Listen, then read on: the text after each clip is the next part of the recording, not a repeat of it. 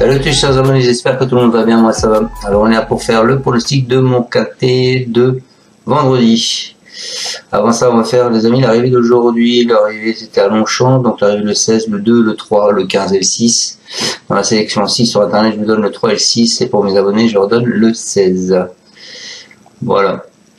Allez, on est parti donc pour demain. Demain on sera à Vincennes, la Réunion 1, la course 4, départ 20h15. C'est de l'athlé. 2700 mètres, ils sont pour l'instant 13 partants. Une allocation de 52 000 euros, c'est une corde à gauche.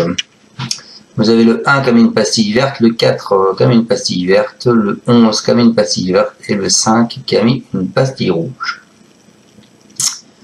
On est parti avec mon pronostic. Moi, je pars en tête avec le 1 Helios Gemma.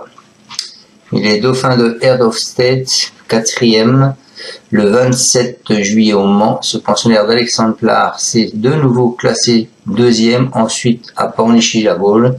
Il retrouve Alexandre Labruard qui le menait au succès au printemps. Il fait preuve d'une certaine régularité en compétition. Si tout se passe bien, il devrait prendre une part active à l'emballage final. Ensuite, je vais mettre le 5. Le 5 est Gamine de Ribot. Elle est auteure d'un bel été sur la Riviera. Hein. C'est une pensionnaire de Pascal Godet. Elle reste sur une victoire pleine d'autorité sur 2925 mètres. Elle n'a encore jamais brillé sur le plateau de Gravel. Mais elle se présente dans un très bel état de forme qu'il serait dangereux de l'écarter. Il faut s'en méfier. Ensuite, je vous ai mis le 11 qui est Glouglou Demi. Lui, c'est un représentant de l'écurie d'Hanover. Il reste sur 2 bonnes sorties à Cabourg dans des épreuves d'un bon niveau. Contrairement à sa dernière tentative, il sera déféré des postérieurs, bien engagé et confié à Johan Le Bourgeois. Il s'annonce compétitif pour la victoire, même s'il ne gagne que rarement. Ensuite, je vous ai mis le 13 qui est Gédéon d'RP. Lui a plusieurs disqualifications. Ce concurrent de l'écurie T. Koopman s'est plaisamment imposé à Châteaubriand en dominant notamment Arena de Marzy.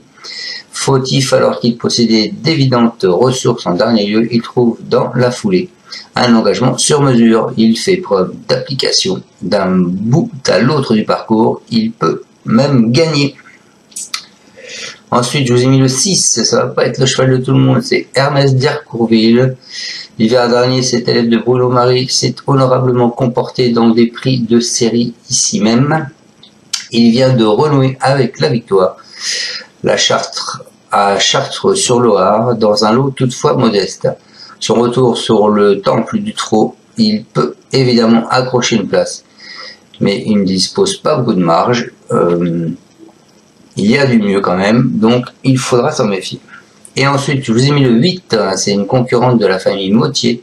Elle fait preuve d'une régularité en compétition, elle est capable d'un coup d'éclat comme lors de sa victoire l'an dernier en gain devant Arena de Marzy. Elle doit toutefois bénéficier d'un bon parcours pour donner sa pleine mesure sans avoir une grande marge de manœuvre.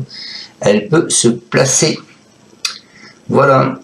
Je répète donc ma sélection en tête, je vous ai mis le 1 Helios Gemma, ensuite Gamine de Ribot, ensuite je vous ai mis le 11 Glouglou Demi, ensuite le 13 Gédéon d'RP, ensuite le 6 Hermès d'Écrouville, et pour finir ma sélection en 6 sur internet, je vous ai mis Asilis, le 8. Voilà, je vous souhaite à tous une excellente fin de journée et on se retrouve demain pour le pronostic du quintet de samedi qui est également à Vincennes. Ciao ciao à tous, vous pouvez mettre un pouce ou pas. Ciao. Tu es parieur hippique, tu as forcément besoin de la Kazakh.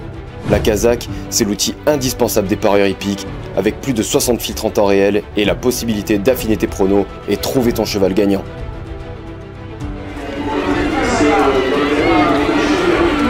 La Kazakh, l'outil indispensable des parieurs hippiques et des passionnés.